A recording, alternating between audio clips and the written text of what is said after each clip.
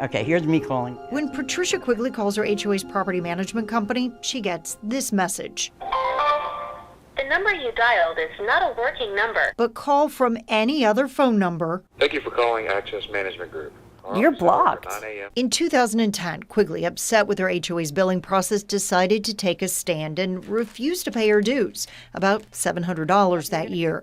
But that only led to letters from Lozeka and Johansson, the law firm hired to collect on the debt. And that debt had grown. Walked in, paid him the $2,700, and when I walked out, I said, "This is all I owe, right?" Yes. But it wasn't all you owed. No. Shortly after, she received another bill for $3,000. She called and sent letters trying to figure out why. But all Quigley says she got in return were cryptic statements, dates with amounts that didn't make any sense to her. Then here comes the next set of letters. And now it's up to $6,400. Turns out there were post-judgment legal fees and 18% back interest. So even after she'd paid more than $9,000, she was still somehow behind on her dues. But in 2018, she received the most shocking letter of all, an eviction notice. You know, you lose your home. That's hard. But sadness turned to anger when she realized the HOA had purchased her home through foreclosure for $3.24 a year before she was evicted. So you had been living in your house for a year, but you didn't legally own your house. No. Quigley says not only did the HOA accept her dues payment on a house she apparently did not own, but allowed her to make another $4,600 in home loan payments before getting kicked out. She paid a debt she did not owe. Yes, that's for sure, and they don't have to give it back. Attorney George Nowak has helped craft Georgia's HOA laws since the 1980s. He says Quigley's story is tragic, but it is a tragedy of her own making. It doesn't happen In a back room in blue smoke and mirrors. Nowak says the HOA can't win a judgment until the homeowner owes at least $2,000. The court must perform a title search, have the foreclosure posted in the paper for a month, and the homeowner served. They brought this on because they ignored all of the requests to pay. They didn't show up at the trial most times. You want some more? Quigley admits she never did go to court, not understanding the process or the stakes involved. But Phoenicia Law, a homeowner in Douglas County, did try to fight the HOA's claims against her. When they garnished my bank account, I was unemployed. Law owns a home in the Rosewood Community Association.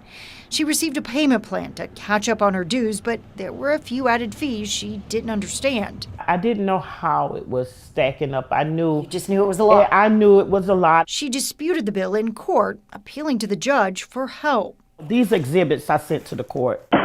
But court records say Law's dispute arrived one day too late, so the judge couldn't consider issues like this check, an HOA payment mailed in vain. Clearly, returned the sender 7 times. But the kicker, after she lost the case, she was told to mail her settlement payment to that same address. And this time, the check didn't come back. While it's portrayed as cold and you're taking advantage of the homeowner, it's the exact opposite. People who don't pay their assessments are having everybody else in the community subsidize them. Georgia law fiercely protects an HOA's right to collect what is owed, but neither of these women deny their debt. What they do have a problem with is the inability to mediate and ask questions when a disagreement arises. A lot of times, people can't afford to fight. They just have to walk away. According to the Community Association Institute, 6 states have some type of ombudsman to help educate and facilitate these discussions. And several states require mediation before a lawsuit is filed. Georgia isn't one of them. After Quigley was evicted, the Reveal learned her HOA sold the house to an employee at the law firm involved in her foreclosure. That really bothers me because how could that not be illegal? According to public documents, Legacy Investment Properties, a company that didn't legally exist at the time, bought the house for $1 and a portion of the profits. The woman behind the LLC then reactivated her real estate license and sold the home to a new family. I've never heard a story like that before. Well, the HOA and law firm recouped their money, and the LLC likely made some. This cat's tougher than... Quigley ended up homeless, losing tens of thousands of dollars in equity. The courts have said There is no legitimate reason for not paying. If you believe the association has done you wrong, then sue the association.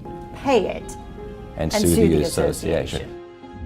It's hard to buy a home these days without having to be in one of these associations. So as a homeowner, how do you avoid these situations? Homeowners need to take these assessments seriously, and they need to reach out to the board as soon as there's a problem. These fees don't really snowball until the attorneys get involved. But these women shared their stories to show why Georgia needs some type of mediation board. They say it is critical we find a way to get everyone to sit down at the table and actually talk.